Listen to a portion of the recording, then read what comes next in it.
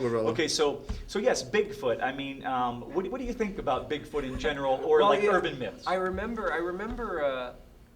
I must have been 11 or so when there was a Von Daniken book that came out called Chariot of the Gods, and then they made it into a movie. And I'd read the book, like I don't know, I was 10 or 11 years old, and it was interestingly written. I mean, I don't think it was very scientifically accurate. Oh, really? I don't think.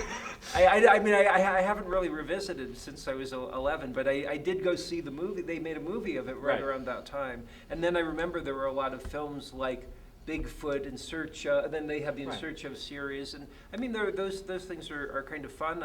But you know, in terms of how I am acting, what films I'm acting in right now, I very much am acting in films to be financing my own films. And in certain ways, I'm not, there's times, last year there was a film that I didn't do for various reasons. I couldn't figure out a way to play it and make it work. But on some levels, I'm not genre biased.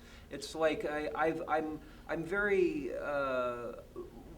I've felt like now how I'm needing to approach my career is that as an actor for hire that is, I want to help people, accomplish what filmmakers accomplish what it is that they're wanting to do. So if it should happen that they meet my quote, and it's something that I feel like I can play, and I feel like I can make it work on some level, then I would not be biased against doing something. And if it happened to be about Bigfoot, and for some reason there was a role that I could play that it made sense. Like, say it was Camera Guy 2, right? Somebody comes to you and they're like, Crispin, we have this perfect role in this Bigfoot movie. It's called Green Mountain Falls, and we want you to be Camera Guy number 2. What would it be? No, it's like I would look at the script and I would see, okay, now if Camera Guy, first I'd flip through it and I'd see, all right, if Camera Guy 2 is, often, if somebody's listed as Camera Guy 2, that's not a very big part.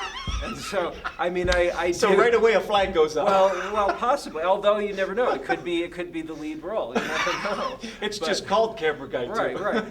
But no, it's an honest consideration. I would look through it because something that I have started to avoid doing are parts that are what you'd call like a cameo or something, because basically they don't pay well, and if you start doing that, you can get stuck in doing that. So I would look to see if Camera Guy 2 was in a certain amount of pages, and I knew that it would work a certain amount of weeks, and then I would get my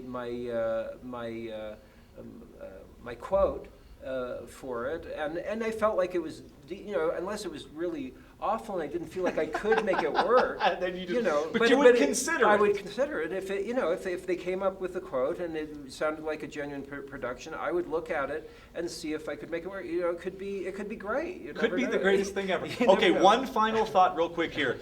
Do you believe in Bigfoot? Yes or no? Fine and simple. You believe that there's a Bigfoot that exists? I mean, the fact of it is, what's the philosopher's name? The one that had to kill himself in ancient Greece. I don't know. What is his name? He had to take poison. Everybody will know who he is. Except for me, but you know who it is, I'm sure. I'm forgetting his name.